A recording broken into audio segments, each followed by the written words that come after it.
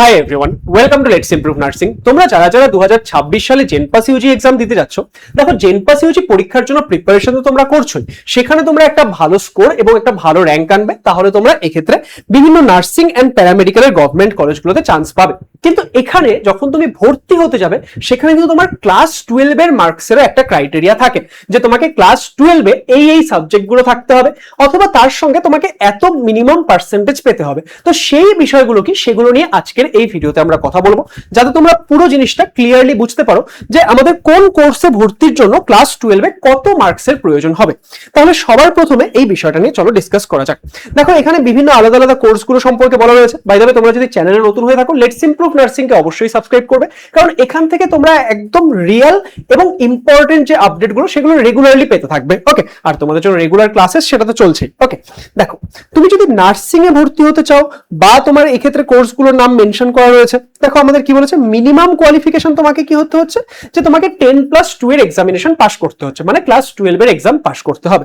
এবার নার্সিং এ ভর্তি হওয়ার জন্য আমাদের কি কি সাবজেক্ট প্রয়োজন, তোমার ক্লাস 12 এ ফিজিক্স, কেমিস্ট্রি, বায়োলজি থাকতে হবে। ঠিক আছে, আমাদের বিপিটি বিওটি তে আমাদের কি হচ্ছে, ফিজিক্স, কেমিস্ট্রি, বায়োলজি, ইংলিশ ওরা বলেছে। এবার এই ক্ষেত্রে এখানে একটা ব্যাপার রয়েছে, সেটা একটু পরেই বোঝাচ্ছি। ইংলিশ অ্যাকচুয়ালি সবার জন্যই থাকতে হবে, ঠিক আছে, এখানে একটা ব্যাপার রয়েছে, সেটা আমি বোঝাচ্ছি একটু পরেই। তারপর এই যে কোর্সগুলো রয়েছে দেখছো, তার জন্য আমাদেরকে ফিজিক্স, কেমিস্ট্রি, বায়োলজি থাকতে হচ্ছে। আমাদের যদি অপটোমেট্রিতে পড়তে হয়, তাহলে সেই ক্ষেত্রে আমাদের ফিজিক্স, কেমিস্ট্রি একদম মাস্ট, বায়োলজি অথবা ম্যাথমেটিক্স এর মধ্যে যে কোনো একটা থাকলেই চলবে। আর যদি আমি বিএইচ এ পড়তে চাই, বিএইচ এ আমাদের সায়েন্সের স্টুডেন্টরা, আর্টসের স্টুডেন্টরা সবাই অ্যাপ্লাই করতে পারে, তাই কোনো স্পেসিফিক ক্রাইটেরিয়া এই ক্ষেত্রে দেখতে পাচ্ছ না। তাহলে এখানে আমরা কি কি সাবজেক্ট থাকতে হচ্ছে সেটা বুঝে গেলাম। এবার এখানে কত পার্সেন্ট আমাদের মার্কস প্রয়োজন হবে মিনিমাম, সেটা নিয়ে চলো কথা বলা যাক। তার আগে একটা বিষয় বলি, দেখো জেনপাস ইউজি পরীক্ষা আসতে আমাদের হাতে আর 3 সপ্তাহ মতো সময় বাকি। এই সময়ে যে যত বেশি প্র্যাকটিস করবে, যত ইম্পর্টেন্ট ডিফারেন্ট টাইপের কোয়েশ্চেন করবে, তত কিন্তু সে পরীক্ষায় ভালো করতে পারবে। এবং এই পুরো যে বিষয়টা, সেটাকে মাথায় রেখেই কিন্তু আমাদের জেনপাস ইউজির র্যাঙ্ক ইমপ্রুভমেন্ট কোর্স প্রত্যেক বছর আমরা নিয়ে আসি, যেখান থেকে প্রত্যেক বছর স্টুডেন্টরা প্রচুর ভালো ভালো র্যাঙ্ক করে। তো আমাদের এই বছরেও কিন্তু র্যাঙ্ক ইমপ্রুভমেন্ট কোর্স কয়েকদিন আগেই স্টার্ট হয়েছে। তোমরা যারা এখনো ভর্তি হওনি, লেটস ইমপ্রুভ অ্যাপ ডাউনলোড করে ভর্তি হতে পারো, কারণ এখানে তোমাদের প্রত্যেকটা সাবজেক্ট পড়ানো হবে। তাহলে সেই ক্ষেত্রে এই বছর ভাবো হেলথ অ্যাপটিটিউড কত বেশি ইম্পর্টেন্ট। হেলথ অ্যাপটিটিউডে তোমরা প্রচুর কোয়েশ্চেন পাবে।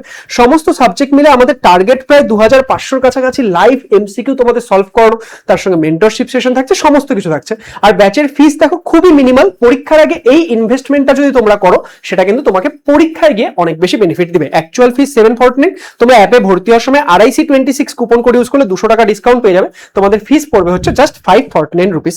তোমরা লেটস ইমপ্রুভ অ্যাপ ডাউনলোড করে এই ব্যাচে ভর্তি হতে পারো। কোনো রকম প্রবলেম থাকলে তোমরা আমাদের এই কন্ট্যাক্ট নম্বরে কন্ট্যাক্ট করতে পারো, তাহলে আমাদের টিম থেকে তোমাদেরকে হেল্প করে দেবে। এবার আসছি আমরা আমাদের কত পার্সেন্টেজ কি মার্কসের প্রয়োজন হবে। দেখো নার্সিং এর ক্ষেত্রে কি বলেছে, minimum aggregate considering the above subjects taken together. Nursing এর ক্ষেত্রে কি কি সাবজেক্ট ছিল, ফিজিক্স, কেমিস্ট্রি, বায়োলজি, এই 3টে সাবজেক্ট মিলিয়ে টোটাল তোমাকে কত পেতে হবে, টোটাল তোমাকে 45% মার্কস পেতে হবে।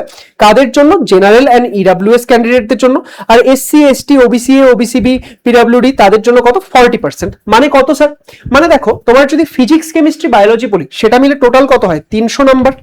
তার মধ্যে থেকে 45% মানে কত, তার মধ্যে থেকে 45% মানে তোমাকে 135 বা 135 এর থেকে বেশি পেতে হবে এই 3টে সাবজেক্ট মিলিয়ে। স্যার আমার ধরে নিন যে আমি এই ক্ষেত্রে কেমিস্ট্রি আর বায়োলজিতে বেশি বেশি পেয়েছি, কিন্তু ফিজিক্সে আমি 45 এর থেকে একটু কম পেয়েছি, কিন্তু আমার ওভারঅল মিলে কি হচ্ছে যে 135 তার থেকে বেশি হচ্ছে, তাহলে কি হবে, ইয়েস তাহলে হবে, কোনো সমস্যার ব্যাপার নেই। কিন্তু মাথায় রাখবে তোমাকে প্রত্যেকটা সাবজেক্টে অবশ্যই পাস করতে হবে, থিওরিতেও পাস করতে হবে, প্র্যাকটিক্যালেও পাস করতে হবে। এমন না যে তুমি ধরো শুধু প্র্যাকটিক্যালে পাস করেছো, থিওরিতে পাস করোনি, কিন্তু ওভারঅল নাম্বার বেশি হচ্ছে, তাহলে কিন্তু হবে না। তোমাকে থিওরি এন্ড প্র্যাকটিক্যাল দুটোতেই পাস করতে হবে। এবার নেক্সট দেখো বিপিটি এবং বিওটি এর ক্ষেত্রে কি কি সাবজেক্ট ছিল, মনে করো আমাদের ফিজিক্স, কেমিস্ট্রি, বায়োলজি আর ইংলিশ ছিল।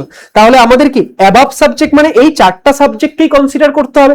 এই 4টা সাবজেক্ট মিলে আমাদের কত পেতে হবে, 50%, আর ক্যাটাগরি স্টুডেন্টদের জন্য 40%। তার মানে কত, 4টা সাবজেক্ট মিলে টোটাল কত, টোটাল হয়ে যাচ্ছে আমাদের 400।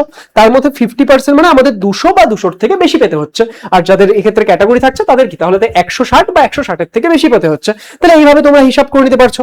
আমাদের এই ক্ষেত্রে এই যে এই কোর্স কোর্সগুলো, এই কোর্সগুলোর জন্য মিনিমাম কোনো পার্সেন্টেজের ক্রাইটেরিয়া এই ক্ষেত্রে ওরা রাখেনি।